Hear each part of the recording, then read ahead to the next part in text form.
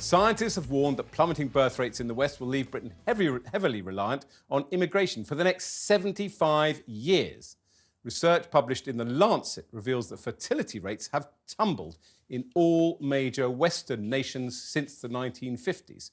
The trend is set to continue until 2100, leading to staggering social change. To maintain population growth without immigration, birth rates have to sit at the replacement rate of 2.1 per woman. But in the UK, that figure has actually plunged to 1.49. In fact, it's the lowest in Western Europe.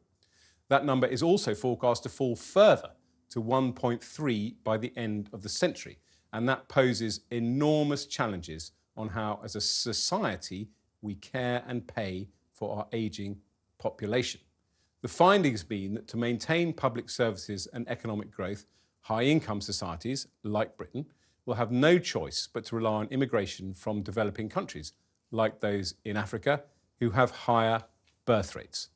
The report says that governments adopting pro-natal policies, free childcare, for example, could provide a small boost to the number of babies being born, but it won't be enough, meaning open immigration will become necessary. Speaking to talkTV earlier, one campaigner believes falling fertility is not inevitable. For a government that's serious about it, there's a great deal of low-hanging fruit here. Small policy changes, medium-sized policy changes that can make a real difference. Part of this, I think, is an attitude shift, about communicating really clearly, children are good. It's important that people are able to have children because it's important for individuals, and we don't want people locked out of family life, but also being frank about the fact that socially and economically, we need children. They're intrinsically good, they're a good thing, and there are lots of changes we can make to make it easier. This is an interesting debate, and it's not something we should be surprised by because, obviously, it's true, is it true? I don't know how to put this kind of delicately, but the richer countries get, the more choice women have. A lot of women choose to have children later in life or not to have them at all, and certainly not to have as many children as they might have done before. So it is inevitable that the birth rate will fall. And I kind of agree with the assumption that any policies, there are Tory MPs like, I think it's Miriam Cates, who are calling, obviously, for massive policies to reduce the cost of childcare and so on, probably will only be a bit of a blip, because I think to a certain extent there's a lifestyle choice going on here. Well, Esther. You talk about women being richer and therefore having more choices, but they don't feel richer. Back in the 1950s and 60s, you could sustain a household with just one income. Women have had no choice but to go out and work. And I think that's the bigger issue. Yes, independent lifestyles might have something to do with it, but the family unit has become a lot more fragmented because people no longer live next to their relatives, for instance. And I don't think it's just as simple as society being richer. So you're saying that obviously people could have more children. We felt richer in the 1950s and 1960s. Emma? It's a weird thing because I think a lot of women would actually like to have, I would love to have another baby, but I think, God, the struggle, the childcare thing, the whole kind of, the cost of it, just juggling work and life and all of that. We live in a very kind of motherhood is not respected, really. It's the hardest job. I think it's the hardest job of any job in the world, bar none. Any other job I've ever done has been easier than bringing up a child alone. And I think, we have contraception. We have so many reasons why women are choosing to have less children, if they are choosing, or it's kind of relationship issues. But I also think that we need to.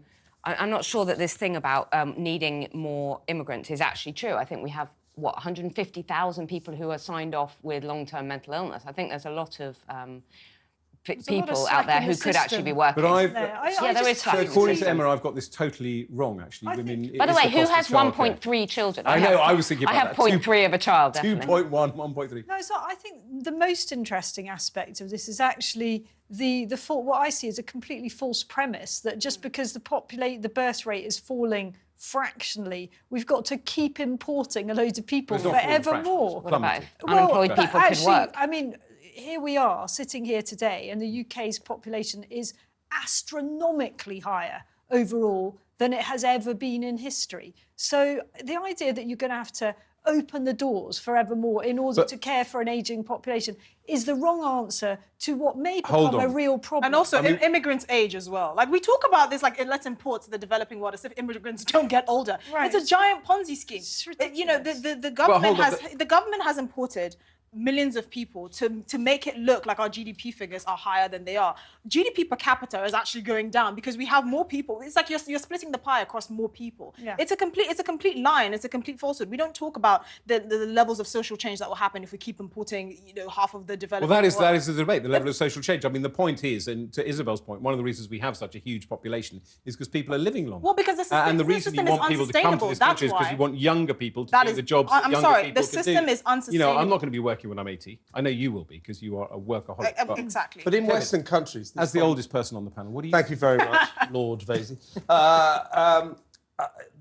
This is a kind of intractable problem because I think that the birth rate going down, yes, Esther's quite right. In lots of cases, women have to work to keep the family going, to keep the money coming up. Lots of one-parent families, single-parent families, they have to work.